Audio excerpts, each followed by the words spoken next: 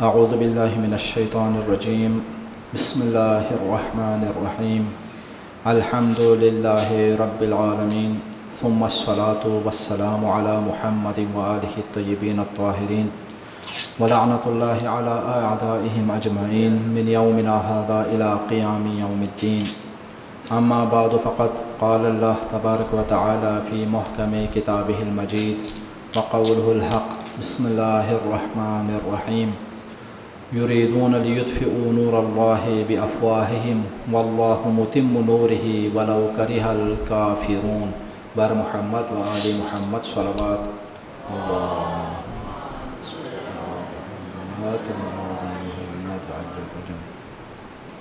گیارہویں امام حضرت امام حسن عسکری علیہ السلام کی ولادت باسعادت کا دن ہے۔ سب سے پہلے اسی مناسبت سے آپ تمام مومنین کرام کی خدمت میں ہدیہ تبریک پیش کرتا ہوں، اور یہ آپ کے ہاں المہدی ایجوکیشن سسٹم کی جانب سے ایک اچھا سلسلہ ہے کہ جو سال بھر ہر اتوار کو دروس کا سلسلہ مختلف موضوعات کے اوپر ہوتا ہے، اور غالباً محرم الحرام کے بعد اس سال یہ پہلا درس ہے، اور امام علیہ السلام کی ولادت باسعادت کے دن سے اس کا آغاز ہو رہا ہے، اور اسی عنوان سے مجھے جو عنوان بھی دیا گیا ہے وہ امام حسن عسکری علیہ السلام کی سیاسی زندگی ہے۔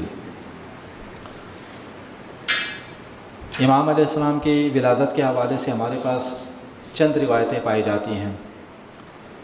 بعض روایات کے اندر ملتا ہے کہ امام کی ولادت 4 ربیع الثانی کو ہوئی، بعض دیگر روایات کے مطابق امام کی ولادت باسعادت 8 ربیع الثانی کو ہوئی، اور تیسری روایت کے مطابق امام کی ولادت 10 ربیع الثانی کو ہوئی۔ تو یہ الگ الگ روایتیں پائی جاتی ہیں، اور سال کے حوالے سے یہ ہے کہ امام کی ولادت باسعادت کا جو سال تھا وہ 232 ہجری تھا، یعنی یا 4 ربیع الثانی 232 ہجری، یا 8 ربیع الثانی 232 ہجری، یا 10 ربیع الثانی 232 ہجری۔ تو اس حوالے سے بہرحال آج ولادت باسعادت کا دن بنتا ہے، یا یہ ایام ولادت باسعادت کے ایام ہیں۔ اور امام علیہ السلام کی شہادت کے حوالے سے آپ جانتے ہیں، امام کی شہادت کے حوالے سے بھی 2 طرح کی روایت پائی جاتی ہیں، لیکن ہمارے ہاں عام طور پر جو مشہور روایت ہے،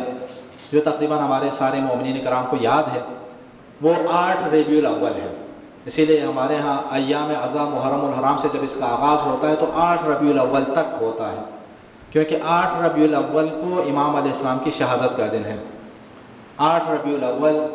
مثلا 260 ہجری، تو اگر 232 ہجری امام کی ولادت باسعادت کا اگر دن ہے،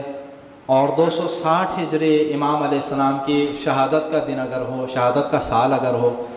تو اس طرح آپ اندازہ لگائیں تو آپ کو معلوم ہوگا کہ امام کی عمر مبارک بنتی ہے 28 سال، ٹوٹل عمر بنتی ہے 28 سال، اور آپ بہتر جانتے ہیں کہ 28 سال کوئی بڑی عمر نہیں ہے، یعنی بالکل جوانی کے دوران امام علیہ السلام کو شہید کیا گیا۔ اس سے پہلے آپ کے والد ماجد کی اگر ہم بات کر لیں، امام علی النقی الہادی علیہ السلام کی، تو امام ہادی علیہ السلام کو بھی صرف 42 سال کی عمر میں شہید کیا گیا۔ 254 ہجری میں امام کی شہادت ہو جاتی ہے، اور جب آپ کی شہادت ہوتی ہے تو آپ کی عمر مبارک ہے 42 سال۔ بچے تو شاید سمجھ رہے ہوں گے کہ 42 سال کوئی بہت بڑی چیز ہے، بزرگان جانتے ہیں کہ 42 سال بھی جوانی ہی ہے، تو یعنی جوانی میں امام دہم علیہ السلام کو بھی شہید کیا گیا، بنی عباس کا دور ہے۔ اور امام کے جد امجد یعنی حضرت امام محمد تقی علیہ السلام کی اگر ہم بات کریں، تو امام تقی علیہ السلام کو 25 سال کی عمر میں شہید کیا گیا، اور 25 سال بھی کیا ہے، بالکل عین جوانی کے عالم میں۔ تو امام زمانہ سے پہلے یہ جو آخری 3 امام ہیں، ان کے عمر مبارک کو اگر آپ دیکھیں گے تو آپ کو اندازہ ہوگا کہ اس زمانے کے حالات کتنے سخت ہوں گے۔ اس زمانے کے جو حکمران تھے وہ ان ائمہ معصومین علیہم السلام کے حوالے سے کس قسم کی پالیسی رکھتے تھے کہ ایک امام کی شہادت ہو رہی ہے 25 سال کی عمر میں، دوسرے امام کی شہادت ہو رہی ہے 42 سال کی عمر میں، اور اس کے بعد 11ویں امام کی شہادت ہو رہی ہے 28 سال کی عمر میں۔ بالکل عین جوانی کے عالم میں ان ائمہ طاہرین علیہ السلام کی شہادت ہوتی ہے۔ اور اس سے ذرا اگر آپ اوپر جائیں تو حضرت امام رضا علیہ الصلوۃ والسلام کی شہادت بھی اتنے یعنی زیادہ اس کے ساتھ نہیں ہوئی، بلکہ امام کو بھی ایک خاص پالیسی کے تحت مدینہ منورہ چھوڑنے پر مجبور کیا جاتا ہے، اور طوس کے اندر لا کر امام علیہ السلام کو حکمران اپنی تحویل میں اور اسی طرح اپنی نگرانی میں رکھنے کی کوشش کرتے ہیں، جس کے بعد امام کی وہاں پر شہادت ہو جاتی ہے۔ تو بہرحال اس طرح ایک تاثر جو ہمیں ملتا ہے ان تاریخوں کو دیکھنے کے بعد اور پڑھنے کے بعد، وہ یہی ہے کہ ان ائمہ طاہرین علیہ السلام کے دور میں سیاسی حالات معصومین کے موافق نہیں تھے۔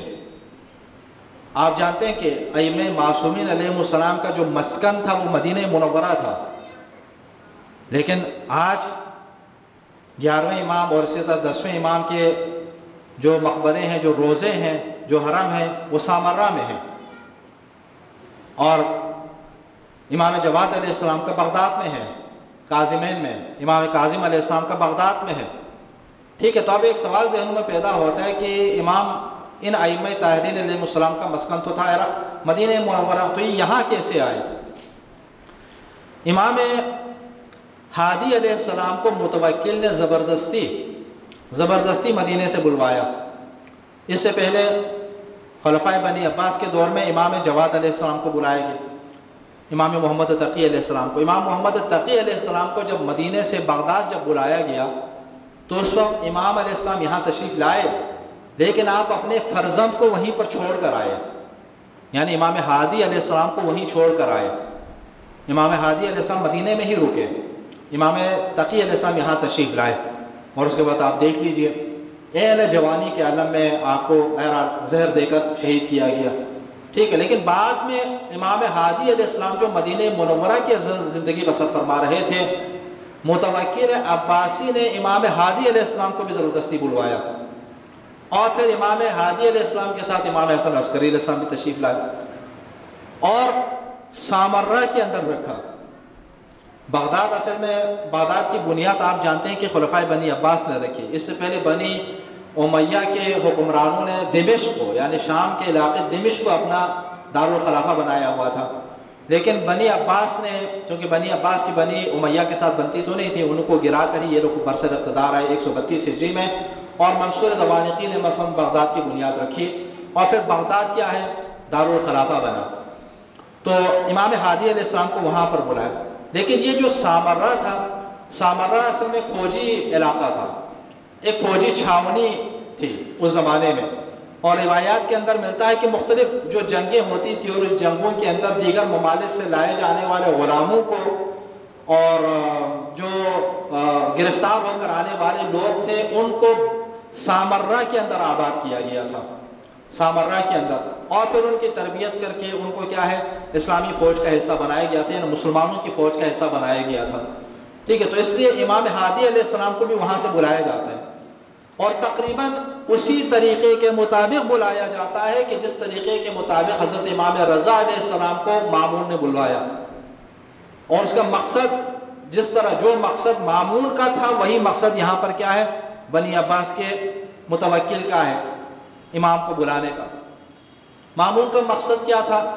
کہ امام رضا علیہ السلام مدینہ کے اندر اس کی حکومت کے خلاف، بنی عباس کی حکومت کے خلاف کوئی سیاسی تحریک شروع نہ فرمائے،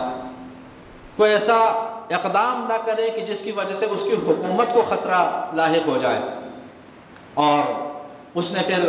یہ طریقہ اختیار کیا کہ امام کو اپنے پاس بلایا تاکہ وہ آپ ان کے نظروں کے سامنے رہیں گے تو ان کی جانب سے کسی ایسی تحریک کے شروع کیے جانے کا امکان ختم ہو جائے گا، اسی مقصد کی خاطر بلایا۔ لیکن امام نے اس موقع سے فائدہ اٹھایا اور بہرحال دین کی نشر و اشاعت کے لیے آپ نے اپنے اس موقعیت کو استعمال کیا جو ولایت عہدی کا آپ کو ملا تھا۔ اسی طرح امام ہادی علیہ السلام اور امام حسن عسکری علیہ السلام کو بھی مدینہ سے بلوایا گیا تھا، اور مدینہ سے بلانے کا مقصد کیا ہے، متوکل کا مقصد یہاں پر یہ ہے کہ امام ہادی علیہ السلام مدینہ کے اندر رہ کر، چونکہ مدینہ تو عراق سے کافی دور ہے، وہاں رہ کر حکومت بنی عباس کے خلاف کوئی سیاسی تحریک شروع نہ کریں جس کے نتیجے میں ان کی حکومت خطرے میں پڑ جائے، کیونکہ بنی عباس کے جو حکمران تھے وہ ایسے تھے کہ وہ اپنی حکومت کے سامنے کسی کی بھی پرواہ نہیں کرتے تھے، چاہے کوئی بھی ہو۔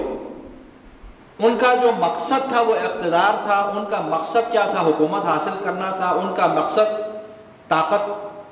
کے مرکز کو اپنے اندر جمع رکھنا تھا۔ تو اس مقصد کی خاطر وہ ہر جائز ناجائز کام کرنے کے لیے تیار تھے، جس طرح اس سے پہلے بنو امیہ کا یہی طریقہ کار رہا، ٹھیک ہے۔ تو اس لیے ان لوگوں نے ائمہ طاہرین علیہ السلام کو وہاں سے بلایا۔ اگر ان کی طرف سے یہ زبردستی نہ ہوتی تو نہ تو امام ہادی علیہ السلام مدینہ چھوڑ کر سامرہ تشریف لاتے، اور نہ امام حسن عسکری علیہ السلام مدینہ چھوڑ کر سامرہ تشریف لاتے۔ آپ مدینہ منورہ کے اندر جو آپ کے آبا و اجداد کا وطن ہے، اپنا وطن ہے، وہیں پر آپ ٹھہرتے اور اسی شہر کے اندر آپ اپنی تبلیغی اور الہی ہدایت کی سرگرمیاں انجام دیتے،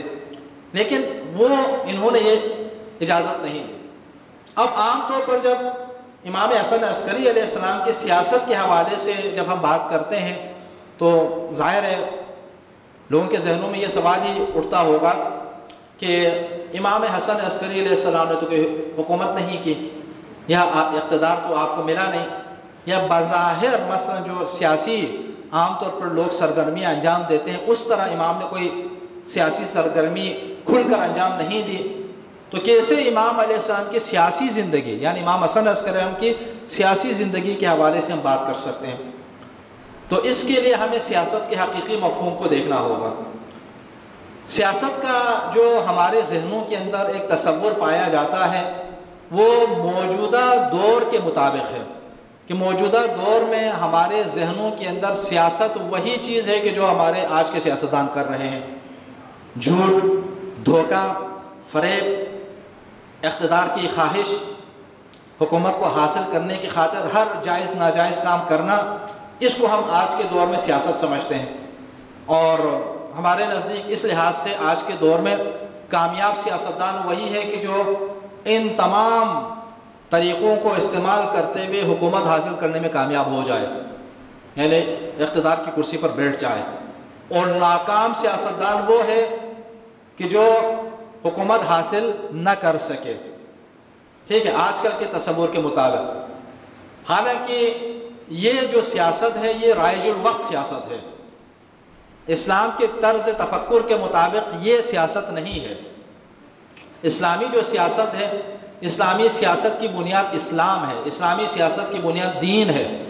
جب ہم ائمہ طاہرین علیہ السلام کی بھی سیاسی زندگی کے حوالے سے گفتگو کرتے ہیں یا اس کے بارے میں جب سوچتے ہیں تو ہمارے ذہنوں کے اندر بنیادی طور پر دین کا تصور ہونا چاہیے، بنیادی طور پر اسلام ہونا چاہیے۔ بظاہر امیر المومنین علیہ السلام کو حکومت بھی ملی اپنی زندگی کے آخری 5 سالوں میں، لیکن اس کا مطلب کیا یہ ہے کہ آپ صرف آخری 5 سال میں سیاست کرتے رہے؟ نہیں، امیر المومنین حضور اکرم صلی اللہ علیہ وسلم کے زمانے میں بھی ایک معاون کے طور پر، ایک مددگار کے طور پر پیغمبر اکرم صلی اللہ علیہ وسلم کا کہ آپ کے بارے میں ہمارا یہی ہے نا کہ آپ نے اسلامی ریاست قائم فرمائی، ریاست مدینہ کی بنیاد رکھی، تو اس ریاست مدینہ کے ہیڈ آف دا اسٹیٹ حضور اکرم صلی اللہ علیہ وسلم کی اپنی ذات گرامی ہے، اور آپ کے سب سے بڑے مشیر اور معاون امیر المومنین کی ذات گرامی ہے، ٹھیک ہے۔ تو بظاہر امیر المومنین علیہ السلام کیا سیاست کر رہے ہیں، حضور اکرم سیاست کر رہے ہیں، لیکن رائج الوقت سیاست کے خلاف ہے۔ ہمارے زمانے میں رائج الوقت سیاست کے خلاف ہے۔ اس وقت جو یہ ہستیاں سیاست کر رہے ہیں وہ کیا ہے؟ وہ دین کی بالادستی کا کام انجام دے رہے ہیں، وہ اللہ رب العزت کی تعلیمات کو امت تک، لوگوں تک پہنچانے کا فریضہ انجام دے رہے ہیں، اور اس کے لیے جائز طریقہ اختیار کر رہے ہیں، ناجائز راستوں سے پرہیز کر رہے ہیں۔ یہی امیر المومنین علیہ السلام رسول خدا صلی اللہ علیہ وسلم کے بعد بھی انجام دے رہے ہیں۔ یعنی آپ کا مقصد حکومت کا حصول نہیں تھا، آپ کا مقصد اقتدار کا حصول نہیں تھا، اسلامی اور الہی اقدار کی پابندی کرتے ہوئے، ٹھیک ہے، ان کی پابندی کرتے ہوئے الہی دین کی نشر و اشاعت کا قیام تھا۔ اس کے لیے فوراً بعد از رسول اگر حکومت نہ بھی ملے پھر بھی آپ سائڈ پر ہو جاتے ہیں، حکومت کو چھوڑ دیتے ہیں، لیکن اپنے اس فریضے کو نہیں چھوڑتے، فریضے کو انجام دیتے رہتے ہیں۔ وہ کیا ہے؟ ہدایت کا، لوگوں کو دین کی جانب راغب کرنے کا، لوگوں کو دعوت دینے کا، اسلام ناب محمدی کے راستے کے اوپر لوگوں کو گامزن رکھنے کا۔ یہ فریضہ آپ 25 سال بھی انجام دیتے رہے، اور جب حکومت ملی تو آخری 5 سالوں کے دوران بھی انجام دیتے رہے۔ ٹھیک ہے، تو لہٰذا اسلام کا جو طرز تصور ہے سیاست کے حوالے سے وہ یہ ہے کہ وہ کام، وہ جد و جہد جو اسلام کی بالادستی کا سبب بنے، جو دین کی بالادستی کا سبب بنے، جو ہدایت کو معاشرے کے اندر عام کرنے کا باعث بنے، یہ الہی سیاست ہے۔ اور ائمہ طاہرین کی سیاسی زندگی کے جب ہم بات کرتے ہیں تو ائمہ طاہرین ایسی سرگرمیاں جو انجام دے رہے ہیں وہ سیاست ہے، نہیں ہے کہ اقتدار کے حصول کی کوشش کرنا۔ اقتدار کے حصول کی کوشش یہ لوگ کر رہے ہیں، بنی امیہ کے لوگ کر رہے ہیں، بنی عباس کے لوگ کر رہے ہیں۔ اسی لیے ایک بعض موقع پر ایسا ہوا نا کہ امیر المومنین سے بھی کسی نے کہا کہ یا ابن رسول اللہ، یہ جو شام کا جو حاکم ہے نا وہ بڑا سیاست جانتا ہے۔ امام علیہ السلام نے فرمایا کہ اگر میرے سامنے الہی تعلیمات نہ ہوتی، یہ حدود نہ ہوتے، تو پھر دنیا دیکھتی کہ مجھ سے بڑا عاقل اور وہ سیاست جاننے والا کوئی نہیں تھا۔ ان کے سامنے جائز ناجائز کچھ بھی نہیں ہے، لیکن ائمہ طاہرین علیہ السلام کے سامنے مجبوری یہ ہے کہ الہی تعلیمات کے مطابق عمل کرنا ہے، صراط مستقیم پر چلتے ہوئے سیاسی جد و جہد کو آگے بڑھانا ہے۔ یہ امام کی مجبوری تھی۔ امام صادق علیہ السلام سے بھی جب پوچھا گیا کہ ابن رسول اللہ یہ عقل مندی کیا ہے، عقل کیا ہے، تو امام نے ایک موقع پر ارشاد فرمایا تھا العقل ما عبد بہ الرحمن واکتسب بہ الجنان۔ عقل وہ ہے کہ جس کے ذریعے رحمان کی عبادت کی جائے، عقل وہ ہے کہ جس کے ذریعے جنت حاصل کی جائے۔ اچھا، یہ عقل اگر عقل ہے تو کسی نے پوچھا کہ ابن رسول اللہ اگر یہ عقل ہے تو فلان، ایک آدمی کا نام لیا دوبارہ شام کے ایک سیاستدان کا، فلان کے اندر جو چیز تھی وہ کیا تھی؟ وہ تو بڑا عقل مند تھا، وہ تو بڑا تیز تھا، سیاستدان تھا، اس نے تو اپنی سیاست کے اور عقل مندی اور ذہانت کے زور پر اتنے عرصے تک 2 عشرے سے زیادہ زمانے تک حکومت کی اس نے، وہ کیا تھا؟ امام علیہ السلام نے اس موقع پر جواب دیا، آپ نے ارشاد فرمایا تلک النکرہ تلک الشیطنہ وہی شبیہۃ بالعقل لیست بالعقل۔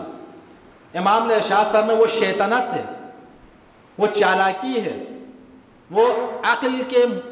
شبیہ تو ہے لیکن عقل نہیں ہے۔ اس کا مطلب ہے کہ ائمہ طاہرین علیہ السلام ایسی سیاست کو شیطنت قرار دیتے ہیں جس شیطنت کے ذریعے کیا ہے، جس کا مقصد اور جس کا ہدف حکومت کا حصول ہو، اقتدار کا حصول ہو، دین کی بالادستی نہ ہو، اسلام کی بالادستی نہ ہو۔ ائمہ جب سیاست انجام دیتے ہیں تو اس میں دین کی بالادستی کو پیش نظر رکھا جاتا ہے، ان کی جد و جہد اسلامی تعلیمات کا فروغ پر مشتمل ہوتی ہے۔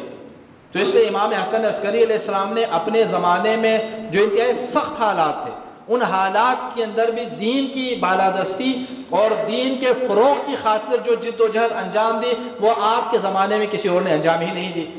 اس بنیاد پر ہم کہہ سکتے ہیں کہ سب سے بڑے سیاستدان امام حسن عسکری علیہ السلام اپنے زمانے کے، اگرچہ حکومت معتمد عباسی کے پاس ہے، اگرچہ حکومت معتز عباسی کے پاس ہے، اگرچہ حکومت متوکل کے پاس ہے، لیکن حکومت اور اقتدار ان کے پاس ہونے کے باوجود حقیقی جو دینی سیاست ہے وہ امام حسن عسکری علیہ السلام انجام دے رہے ہیں۔ وہ کیسے؟ وہ اس لیے کہ دین کا تحفظ آپ کر رہے ہیں، اسلام کے تحفظ کا فریضہ آپ انجام دے رہے ہیں۔ اور دوسری جانب کیا ہے، اور ہمارے ذہنوں میں یہ سوال نہ ہے کہ امام علیہ السلام کوئی سیاسی جد و جہد انجام نہیں دے رہے تھے۔ سب سے پہلی بات یہ ہے کہ اگر آپ سیاسی جد و جہد انجام نہیں دے رہے تھے تو آپ کو مدینہ چھوڑنے پر مجبور کیوں کیا گیا؟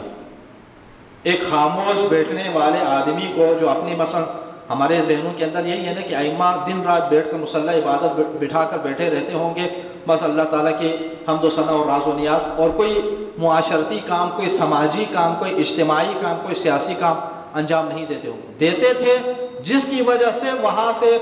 مدینہ منورہ چھوڑنے پر مجبور کیا اور سامرہ لے کر آئے۔ ایک ایسی شخصیت سے کہ جو صرف مصلی بٹھا کر بیٹھے رہیں، حکمرانوں کو کیا خطرہ ہو سکتا ہے؟ کوئی خطرہ نہیں تھا، وہ بیٹھنے دیتے۔ اگر امام علیہ السلام پوری زندگی صرف اور صرف مدینہ کے اندر بیٹھ کر نماز پڑھ رہے ہوتے، صرف مصلی بچھا کر بیٹھ رہے ہوتے، اور کوئی اجتماعی معاشرتی فلاح و بہبود کا اور سماجیات کا، سیاسیات کا کوئی کام انجام نہ دے رہے ہوتے تو یہ متوکل عباسی امام کو مدینہ منورہ چھوڑنے پر مجبور کیوں کرتے؟ آرام سے بیٹھنے دیتے۔ اس کا یہ کام،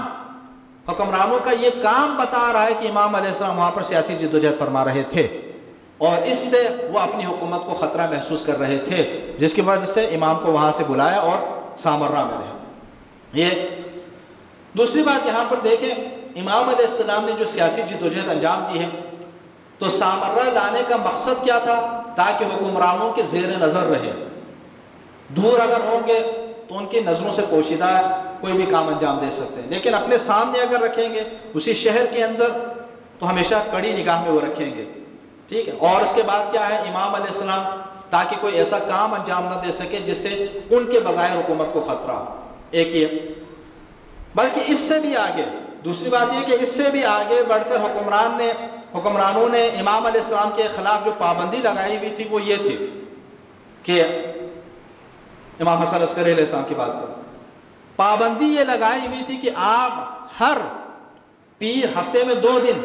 ہر پیر اور جمعرات کو دربار خلافت میں حاضر ہو جائیں اور ان کے سامنے مثلا 1 مرتبہ حاضری دے دیں، ٹھیک۔ امام علیہ السلام کے اوپر یہ پابندی تھی اور بظاہر مجبور تھے، حاضر ہونے کے اوپر مجبور تھے۔ یہ خود اس بات کی علامت تھی کہ ان کو خوف تھا کہ ہمارے شہر میں تو ہم لے کر آ گئے، مدینے سے دور سامرہ میں لے کر آ گئے، پھر بھی ہمیں ان کے اوپر اعتبار نہیں ہے، ان کی جو کاوشیں ہیں، ان کی جو جد و جہد ہے، اس سے ہمیں پھر بھی خطرہ لاحق ہے۔ تو پابندی ہے کہ ہر ہفتے ہمارے یہاں پر حاضر ہوں گے اور حاضری دیں گے اور پھر چلے جائیں گے۔ اور عام جو معاشرے کے لوگ تھے وہ بیچارے سیاسی بصیرت سے جو دور تھے وہ یہی سمجھتے تھے کہ امام علیہ السلام کو کیا ہے، خلیفہ کی جانب سے، حکومت کی جانب سے ایک پروٹوکول مل رہا ہے، ایک عزت مل رہی ہے، ایک احترام مل رہا ہے، کیونکہ لوگ یہی سمجھتے تھے نا کہ حاکم سے ملنا ایک احترام کی علامت ہے، حاکم سے ملنا ایک عزت کی علامت ہے، حاکم سے ملنا ہے کیا ہے، اس کے مقام اور مرتبہ۔ نہیں، یہاں پر حاکم کا مقصد امام علیہ السلام کی تعظیم اور توقیر نہیں ہے، حاکم کا مقصد یہاں پر یہ دیکھنا ہے کہ امام یہ شہر چھوڑ کر کہیں باہر تو نہیں چلے گئے، کسی اور علاقے کے اندر تو نہیں گئے، 3 دن کی فرصت بھی نہیں دے رہے، ہفتے میں 2 دن حاضری کی شرط رکھی، ایک پیر کو اور ایک جمعرات کو، تاکہ اگر کہیں دور اگر جانا بھی چاہیں تو نہ جا سکیں۔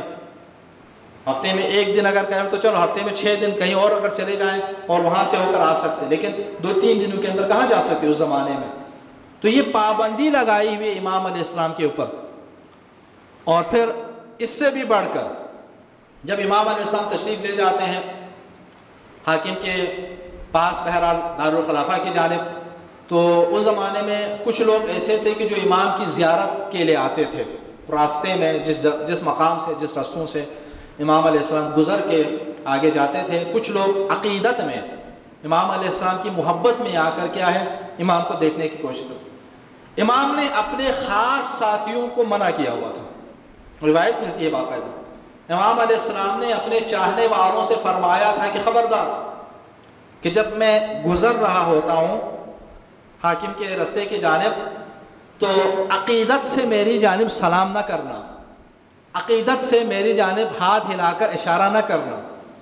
عقیدت سے میری جانب نگاہیں نہ اٹھانا۔ دشمن کے جاسوس بیٹھے ہیں، حکومت کے جاسوس ہیں کہ جو اس طرح کرنے والے لوگوں کو کیا ہے پکڑ لیتے اور ان کو کیا ہے مشکلات میں ڈال دیتے ہیں۔ یہ اس بات کی علامت ہے کہ امام علیہ السلام کی سیاسی جو جد و جہد تھی، امام کا جو اقدام تھا اسلام ناب محمدی کے نشر و اشاعت کے حوالے سے، نظام امامت کے معاشرے کے اندر تبلیغ کے حوالے سے، اس سے ان کو ایک خطرہ تھا، اور اس خطرے سے بچاؤ کی خاطر وہ یہ پابندیاں لگا رہے ہیں۔ ٹھیک ہے، اگر یہ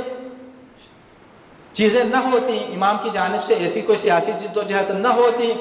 تو حکومت کی جانب سے اس قسم کی پابندیاں نہ اٹھانی پڑتی۔ یہ پابندیاں بتا رہی ہیں کہ امام خاص کیا ہے جد و جہد انجام دے رہے ہیں۔ اور یہاں پر ایک اور انتہائی اہم بات جو پیش نظر رکھنا چاہیے،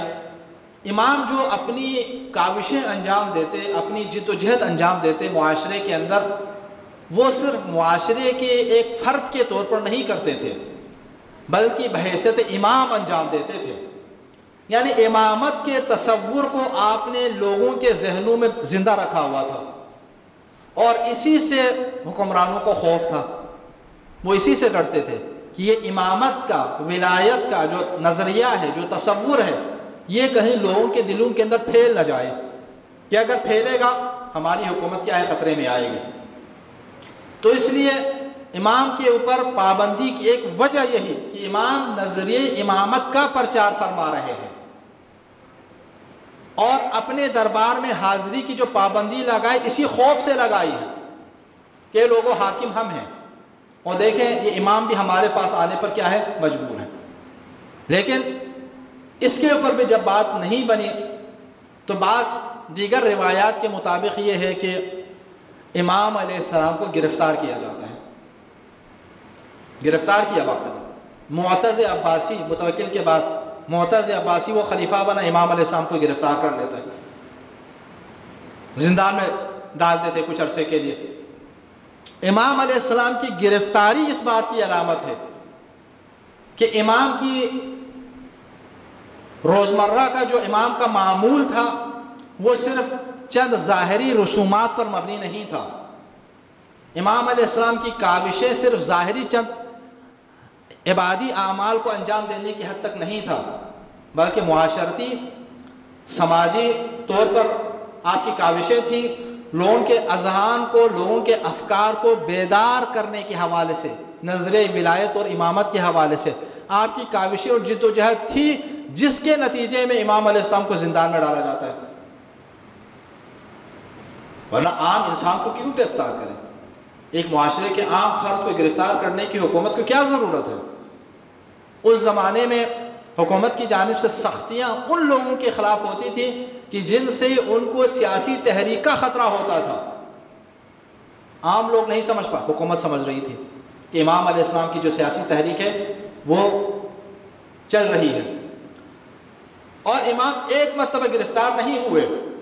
کئی موقع پر گرفتار ہو۔ اور میں نے سرنامہ کلام میں جس آیت کریمہ کی آپ کے سامنے تلاوت کی وہ سورہ صف کی آیت ہے، یریدون لیطفئوا نور اللہ بافواہہم واللہ متم نورہ ولو کرہ الکافرون۔ کچھ لوگ کیا کرتے ہیں؟ کوشش کرتے ہیں، ارادہ کرتے ہیں اللہ تعالیٰ کے نور کو بجھانے کی۔ کیسے؟ اپنے منہ کے پھونکوں سے، اپنے منہ کے پھونکوں سے وہ لوگ کیا ہے، نور الہی کو بجھانے کی کوشش کرتے ہیں۔ لیکن واللہ متم نورہ، اللہ تعالیٰ تو اپنے نور کو تمام کرنے والا ہے۔ ولو کرہ الکافرون، اگرچہ یہ بات کافروں کو ناگوار ہی کیوں نہ گزرے۔ یہ تلاوت میں نے اسی لیے کی ہے ایک خاص مقصد کی خاطر۔ وہ کیا ہے؟ ایک راوی بیان کرتے کہ ایک موقع پر امام علیہ السلام جب زندان سے آزاد ہوئے تو امام اسی آیت کریمہ کی تلاوت فرما رہے تھے۔ یہ آیت کریمہ امام علیہ السلام نے اپنے خط مبارک کے ساتھ لکھا ہوا تھا اور آپ کے دست مبارک کے اندر موجود تھا۔ واللہ یریدون لیطفئوا نور اللہ بافواہہم، یہ لوگ سوچتے ہیں، یہ لوگ ارادہ کرتے ہیں، یہ حکمران، یہ بنی امیہ کے، بنی عباس کے لوگ، کہ اللہ تعالیٰ کے نور کو بجھا دیں اپنی پھونکوں کے ساتھ۔ واللہ متم نورہ ولو کرہ الکافرون، اللہ تعالیٰ تو اپنے نور کو پھیلا کے رہے گا اگرچہ یہ بات کافروں کو ناپسند ہی کیوں نہ ہو۔ یعنی امامت کو مٹانا چاہتے ہیں، کئی معنی ہو سکتے ہیں، ہم اس خاص معنی کا بیان کر رہے ہیں آپ کے، امامت کو مٹانا چاہتے، لیکن اللہ تعالیٰ نظریہ امامت کو پھیلا دے گا اگرچہ اس کے منکرین کے اوپر یہ بات ناگوار ہی کیوں نہ گزرے۔ امام اس آیت کریمہ کی تلاوت فرما رہے ہیں۔ تو اس سے معلوم یہ ہوتا ہے کہ اس زمانے میں حکمرانوں کی جانب سے جو سختیاں تھیں وہ اسی عنوان سے تھیں۔ اچھا، امام نے جو ایک طریقہ کار اختیار فرمایا ہوا تھا وہ یہ تھا کہ بہت سارے نائبین آپ نے بنائے تھے، ٹھیک ہے، امام کے نواب تھے، خاص نائبین ہیں اور مختلف علاقوں کے اندر ہیں۔ آپ کا اپنا وجود مبارک سامرہ میں ہے، لیکن سامرہ سے باہر دیگر علاقوں میں امام نے اپنے نمائندے رکھے ہوئے ہیں، بہت سارے شہروں کے اندر، چونکہ اس وقت تک امام حسن عسکری علیہ السلام کے زمانے تک الحمدللہ تشیع کافی پھیل چکا تھا۔ تشیع کی تعداد ہزاروں میں نہیں تھی، ہزاروں سے زیادہ تجاوز کر چکی تھی، بہت سارے علاقوں کے اندر تشیع پھیل چکا تھا، خاص طور پر 5ویں اور 6ٹھے امام کے دور میں، اور اس کے بعد 8ویں امام علیہ السلام کے تبلیغ کے ذریعے۔ تو اس لیے تشیع کا دائرۂ کار پھیلا ہوا تھا۔ تو اب آپ امام ہیں تو ظاہر ہے اپنے جو معمومین ہیں ان کے ساتھ کوئی رابطہ تو آپ رکھتے ہوں گے، تو کیسے رکھتے تھے؟ ڈائریکٹ سب کے ساتھ ملاقات نہیں ہو سکتی، آپ اپنے نواب کے ذریعے رکھتے تھے، نائبین کے ذریعے رکھتے تھے۔ امام نے اپنے نائبین رکھتے ہوئے تھے، اور وہ نائبین لوگوں کے سوالات امام کی خدمت میں لاتے، اور امام علیہ السلام کیا ہے جواب ان نائبین کے ذریعے لوگوں تک پہنچا دیتے۔ اور جو وجوہات ہیں، جو مالی واجبات اور فرائض ہیں، وہ لوگ ان نائبین تک پہنچاتے، اور یہ نائبین کسی نہ کسی طرح امام علیہ السلام کی خدمت میں پہنچا دیتے، جو مالی وجوہات ہیں، فرائض ہیں، خمس وغیرہ کے حوالے سے۔ پھر امام علیہ السلام کیا کرتے؟ امام تک جب یہ مالی واجبات پہنچ جاتے، وجوہات جب پہنچ جاتے، امام علیہ السلام اپنے معاشرے کے اندر مکتب اہل بیت کے پیروکاروں میں جو محتاج ہیں، جو ضرورت مند ہیں، ان کے اوپر خرچ فرماتے۔ یعنی پورے ایک نظام تھا، پورا آپ نے ایک نظام بنایا، اور اسی نظام سے ان کو خطرہ ہے، اسی نظام سے ان کو خطرہ ہے کہ اگر مالی طور پر امام مستحکم اگر ہوں گے، پھر امام علیہ السلام بہت زیادہ تبلیغی فرائض انجام دے سکتے ہیں، اس سے اس کو خطرہ ہے، ٹھیک؟ تو اس لیے وہ کیا ہے، وہ پابندیاں لگانے کی کوشش کرتے ہیں۔ اور امام کے جو نائبین ہیں وہ بھی سیاسی بصیرت میں اس منزل پر ہیں کہ حکمرانوں کی اس طرح کی چالاکیوں سے بچا کر امام کی خدمت میں پہنچتے تھے۔ حضرت عثمان بن محمد الثمری امام کے ایک نائب ہیں، جو بعد میں 11ویں امام کے بعد امام زمانہ کے بھی نائب بنے، اور پہلے نائب حضرت عثمان بن محمد۔ ان کے حوالے سے ان کا جو لقب ہے نا وہ سمان ہے۔ اس کے بارے میں کہا جاتا ہے کہ ان کا جو کام تھا، یہ تیل وغیرہ بیچنے کا کام کرتا تھا، روغن تیل جو آئل وغیرہ ہے۔ امام علیہ السلام کے خاص نائب تھا۔ لوگ اپنی وجوہات کو اور مالی جو امام علیہ السلام کی خدمت میں پہنچانے والے واجبات ہیں ان کو ان کی خدمت میں پہنچا دیتے، اور یہ امام کے پاس لے کر آتے۔ اب ظاہر ہے ایسے ہی لے کر اگر جائیں گے تو حکومتی کارندے، حکومتی جاسوس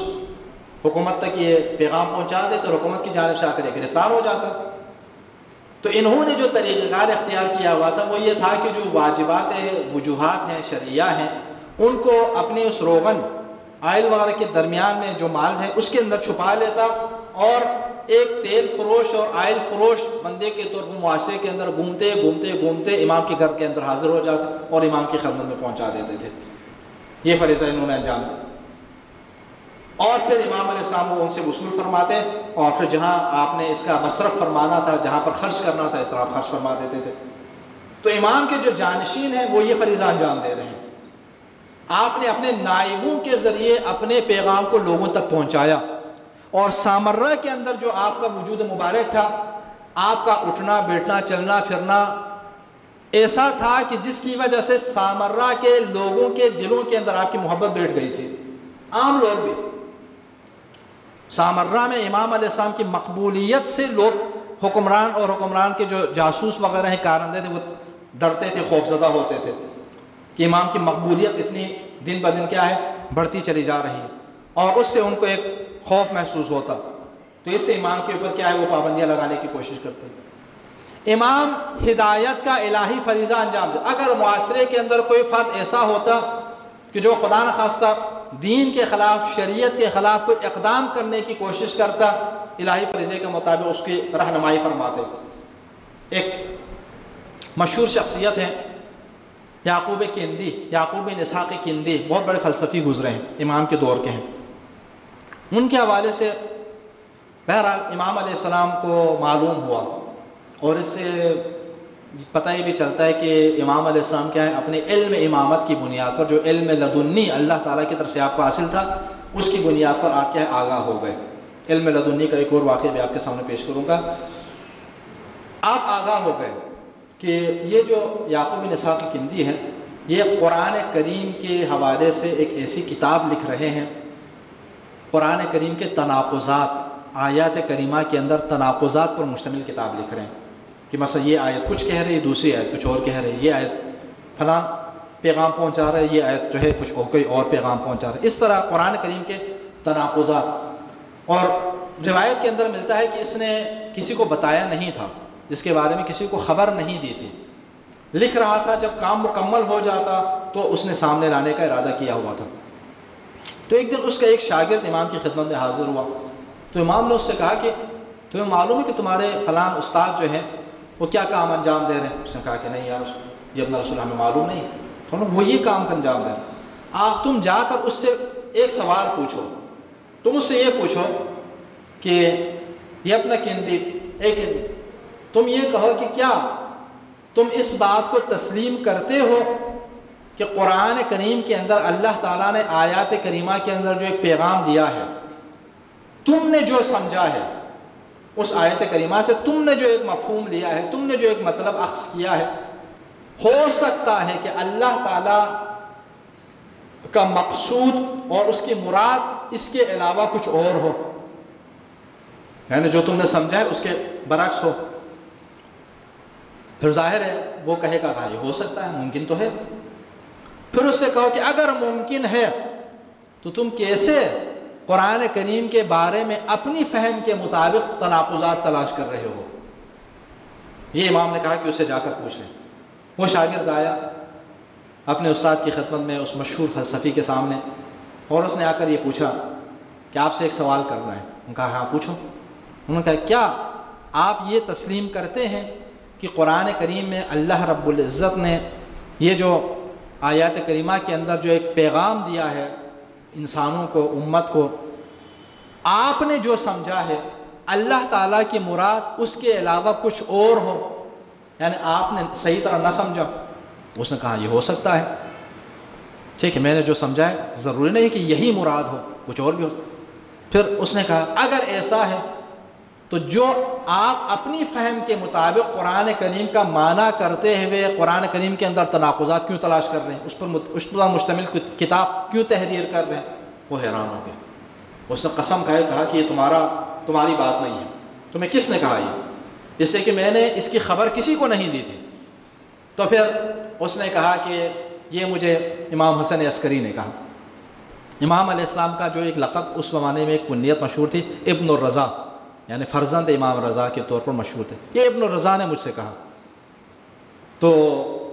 پھر اس نے کہا کہ ہاں خدا کی قسم یہ تمہارا جملہ نہیں ہو سکتا، یہ امام نے ہی کہا ہوگا۔ اور اس کے بعد امام کے پاس آئے اور اس کے بعد انہوں نے جو کچھ لکھا تھا ان کو جلا دیا اور ختم کر دیا۔ مطلب یعنی لوگوں کے درمیان ایک ایسا فرد کہ جو خفیہ طور پر قرآن کریم کے خلاف ایک کوشش کر رہا تھا، انجام دے رہا تھا، امام علیہ السلام اس کی رہنمائی فرمائے اور اس کو اس کام سے روکا۔ ہدایت کا فریضہ آپ انجام دے رہے ہیں، ٹھیک۔ اسی طرح ایک اور انتہائی اہم کام جو امام نے اپنی مختصر سی زندگی کے اندر انجام دی، آپ جانتے ہیں کہ امام 260 ہجری میں کیا ہے درجہ شہادت کے اوپر فائز ہو جاتے ہیں، اور آپ مسلمانوں کے مومنین کے 11ویں امام ہیں۔ اور رسول خدا صلی اللہ علیہ وآلہ وسلم کی حدیث مبارکہ کے مطابق کہ سیکون من بعد 12 خلیفہ، سیکون من بعد 12 امیرہ، مختلف الفاظ ہیں۔ میرے بعد میرے 12 جانشین ہوں گے، میرے بعد 12 خلفاء ہوں گے، ٹھیک ہے۔ روایات کے مطابق اولہم علی بن ابی طالب و آخرہم مہدی، ان میں سے پہلے امیر المومنین حضرت علی علیہ السلام اور آخری امام مہدی علیہ السلام۔ تو امام حسن عسکری علیہ السلام 11ویں امام ہیں۔ حضور اکرم صلی اللہ علیہ وسلم کے فرمان کے مطابق 12 نے آنا ہے، 11 تو آ چکے ہیں۔ اب آخری نائب اور آخری جانشین اور آخری اللہ تعالیٰ کے نائب جو ہیں وہ خلیفہ اس روئے زمین کے اوپر آنے والے ہیں، اور آپ کے وجود مبارک سے، آپ کے سلم مبارک سے اس نے آنا ہے۔ تو امام کا ایک انتہائی اہم کام معاشرے کے اندر اپنی اس مختصر سی امامت کے زمانے میں، وہ امام زمانہ عجل اللہ تعالیٰ فرجہ شریف کے حوالے سے مومنین کو تیار کرنا تھا ذہنی طور پر۔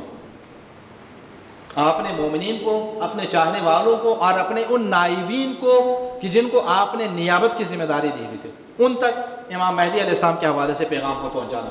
کہ دیکھیں میرے بعد قائم آنے والے ہیں، امام زمانہ تشریف لانے والے ہیں، اور حکمرانوں کو ایک خوف اسی عنوان سے بھی تھا، اسی حوالے سے بھی تھا، ٹھیک ہے۔ تو اس لیے امام نے لوگوں کے سامنے، جب آپ کی ولادت باسعادت ہوئی ہے 255 ہجری میں، آپ جانتے ہیں 255 ہجری میں امام زمانہ کی ولادت باسعادت ہوئی سامرہ کے اندر 255 ہجری میں، اور 260 ہجری میں امام عسکری علیہ السلام کی شہادت ہوتی ہے۔ تو امام زمانہ کی ولادت باسعادت کے بعد انہی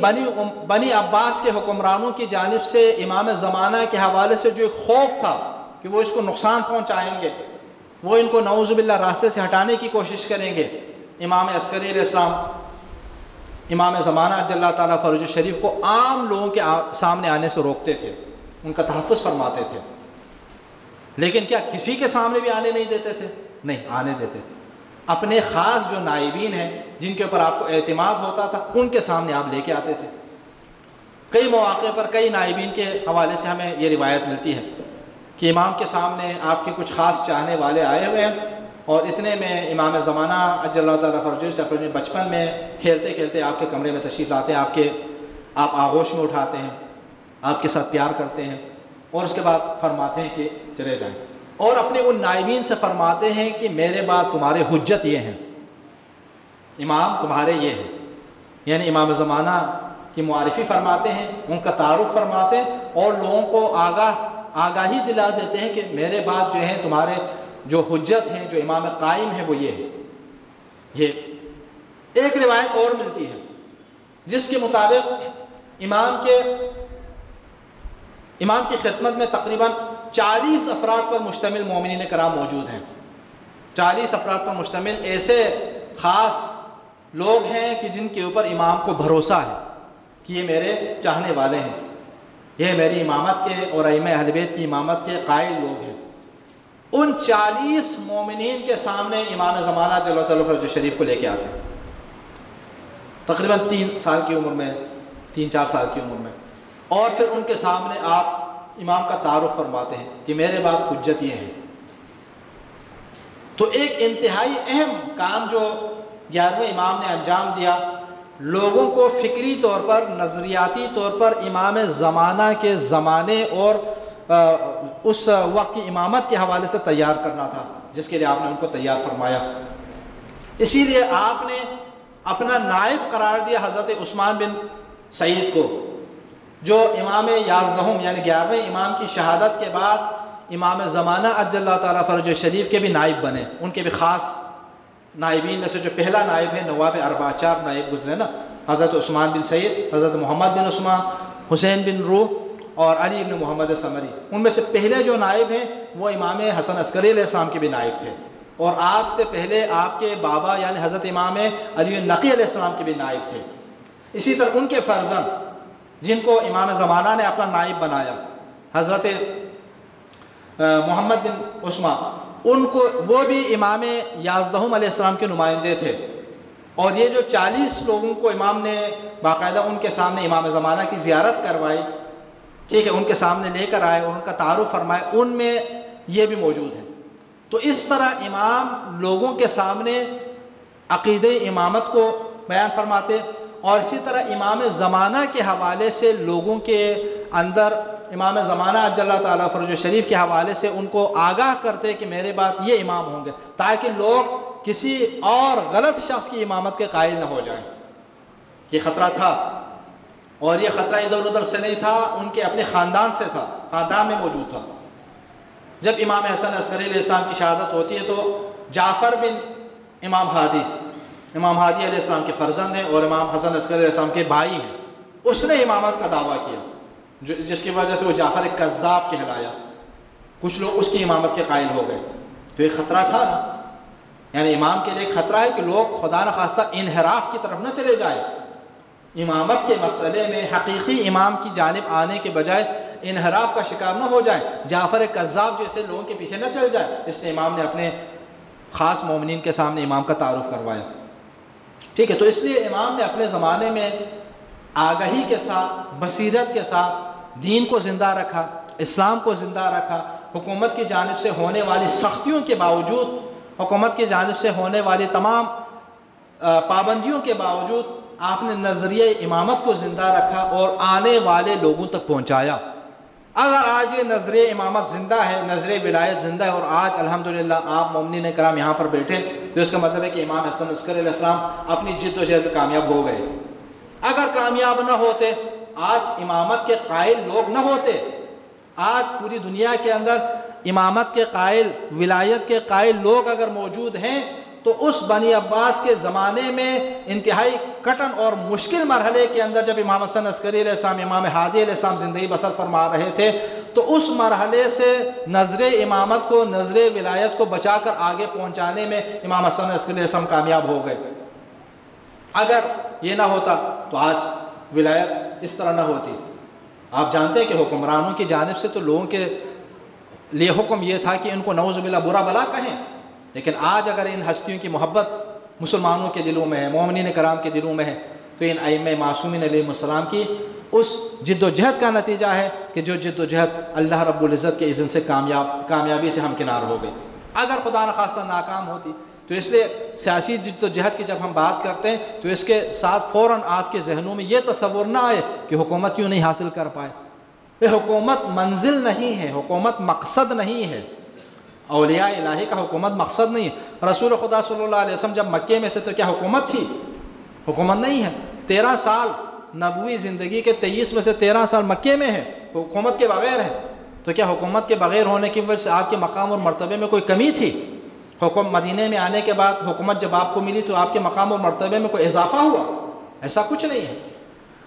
حکومت چاہے ہو یا نہ ہو، یہ اللہ رب العزت کے نمائندے ہیں اور دین الہی کے پرچار اور دین الہی کے تبلیغ کا فریضہ ہر حال میں انجام دیتے، اور یہی دین کے مطابق سیاست ہے۔ یہ سیاست ائمہ طاہرین علیہ السلام ہر دور میں انجام دیتے رہے، امام حسن عسکری علیہ السلام بھی انجام دیتے رہے۔ اور آخری نقطہ آپ کے سامنے عرض کر لوں کہ جیسا کہ میں نے علم لدنی کے حوالے سے آپ کے سامنے بتایا، ایک اور نقطہ وہ یہ بھی بیان کروں گا۔ آپ نے اپنے ایک خادم سے فرمایا کہ مدائن چلے جاؤ، مدائن بھیجا، جو وجوہات آئی تھی وہ لینے کے لیے یا بہرحال تقسیم کرنے کے لیے آپ نے بھیجا، اور ان سے آپ نے فرمایا کہ دیکھیں تم وہاں پر جا کے یہ اپنا فریضہ انجام دے تو 2 ہفتے کے بعد تم واپس آ جاؤ گے یہاں پہ سامرہ، لیکن جب تم واپس آؤ گے تو اس وقت تم یہاں پر پہنچو گے سامرہ میں جب میں اس دنیا سے جا چکا ہوں گا اور میری تجہیز و تکفین ہو رہی ہوگی۔ روایت کے اندر ہے کہ وہ امام علیہ السلام کا جو خادم ہے یہاں سے جب چلا گیا اور اپنا فریضہ انجام دے کے جو امام نے ذمہ داری دی تھی وجوہات شریعہ کے حوالے سے، وہ فرائض انجام دے کے جب 2 ہفتے کے بعد یہاں پر سامرہ میں جب آئے ہیں تو امام علیہ السلام کی اس پیشن گوئی کے عین مطابق وہ اس موقع پر سامرہ میں داخل ہو جاتے ہیں جب امام علیہ السلام اس دنیا سے جا چکے ہیں، شہید ہو چکے ہیں، اور امام علیہ السلام کی تجہیز و تکفین کے کام انجام پا رہے ہیں۔ اور اس کے بعد امام علیہ السلام کی تجہیز و تکفین وہاں پر ہوتی ہے۔ روایات کے اندر ہے کہ سامرہ کے سارے لوگ امام علیہ السلام کی تجہیز و تکفین میں شرکت کرتے ہیں، یہاں تک کہ خود خلیفہ کے جو نمائندے ہیں، وزیر ہیں، وہ بھی امام علیہ السلام کے اس میں شرکت کرنے پر مجبور ہو جائے۔ کیوں؟ عوامی رائے کی وجہ سے۔ ٹھیک ہے، عام لوگ امام کی تجہیز و تکفین میں شرکت کر رہے ہیں۔ اس سے بھی ایک بات سامنے آ جاتی ہے کہ امام کی مقبولیت اور امام کی محبوبیت اتنی ساری پابندیوں کے باوجود سامرہ کے اندر اتنی پھیل چکی تھی کہ امام علیہ السلام 28 سال کی عمر میں جب جام شہادت نوش فرماتے ہیں، اسی سامرہ کے اندر رہنے والے لوگ عزت و احترام کے ساتھ آپ کی تجہیز و تکفین میں شرکت کرتے ہیں، اور لوگوں کے رجحان کو دیکھ کر خلیفہ کا نمائندہ بھی مجبور ہو جاتا ہے اپنے عوامی رائے کو حاصل کرنے کی خاطر آپ کی تجہیز و تکفین کے اندر شرکت کرنے کے اوپر۔ تو اس سے بات واضح ہو جاتی ہے کہ امام علیہ السلام کی بہت بڑی کامیابی تھی کہ جہاں اتنی پابندیاں تھیں، آپ کو تحت نظر رکھا گیا، آپ کو گرفتار کیا گیا، آپ سے ملاقات کرنے والے لوگوں کے اوپر پابندیاں لگائی گئی، آپ کو عزت و احترام کے ساتھ سلام کرنے والے لوگوں کے اوپر سختیاں پیش آ رہے تھے۔ اس دوران بھی امام نے اپنے کردار کے ذریعے، اپنے عمل کے ذریعے اپنی محبت کا مطلب امام کی محبت کو، امامت کی محبت کو، ولایت کی محبت اور الفت کو لوگوں کے دلوں کے اندر آپ نے قائم فرمایا، اور اس کے ساتھ آپ اس دنیا سے تشریف لے گئے، اور آپ کے نائبین کے ذریعے پھر امام زمانہ عجل اللہ تعالیٰ فرجہ شریف کے حوالے سے جو آپ نے ایک ماحول بنایا تھا امام کی امامت کا، وہ لوگوں کے دلوں کے اندر پھیلتا چلا گیا، اور یہ سلسلہ جو ہے وہ آج یہاں تک پہنچا ہے، اور اس وقت تک چلے گا کہ جب تک انشاءاللہ اللہ رب العزت کے اذن سے امام زمانہ کا ظہور نہیں ہو جاتا۔ دعا ہے کہ پروردگار بحق محمد و آل محمد ہمیں ائمہ طاہرین علیہ السلام کی سیرت طیبہ کو حقیقی معنوں میں سمجھنے کی توفیق عطا فرما، اور جس طرح ائمہ معصومین نے ہر آسان اور مشکل موقع پر دین کی خدمت اور دین کی تبلیغ کا فریضہ انجام دیا، ہمیں ان کے نقش قدم پر چلتے ہوئے آج کے دور میں دین کی حفاظت کا اور دین کی تبلیغ کا فریضہ انجام دینے کی توفیق عنایت فرما۔ امام زمانہ عجل اللہ تعالیٰ فرج و شریف کے ظہور میں تعجیل فرما، ہمیں ان کے اعوان و انصار میں سے قرار دے۔ بر محمد و آل محمد صلوات۔